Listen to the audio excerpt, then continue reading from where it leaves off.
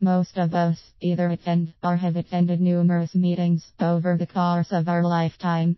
If you were asked privately to be candid about the overall value of most of these, how many would you reply? Added necessary value, skills, etc., as opposed to merely feeling like you surrendered/gave up an hour or so of your life that you'll never get back.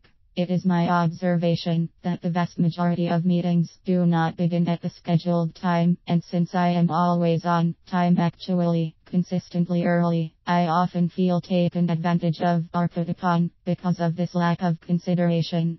Vince Lombardi and his follower, Tom Collin, are believers that if you are not 15 minutes early for a meeting, then you are late. Michael Bloomberg, former mayor of New York City and founder, chairman of Bloomberg, LLC, as well as one of the wealthiest Americans, is notorious for calling meetings at 7:30 am, and everyone knows that means beginning then, and being expected to already have your cup of coffee, etc. at the table, being seated, and being ready and prepared to begin at that hour.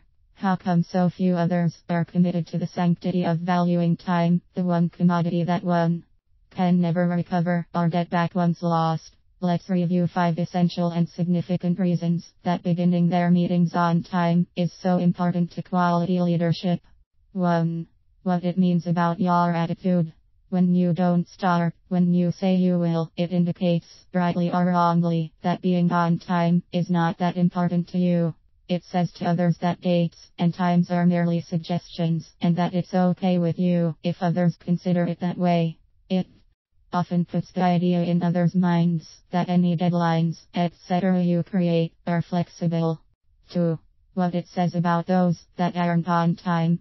Isn't this type of behavior a type of insult commonly referred to today as a diss? Doesn't it indicate that the value of the meeting is not perceived as being that essential, and therefore, they do not place it high on their priority list? When meetings are late, aren't you, in essence, punishing those that are doing the right thing? 3.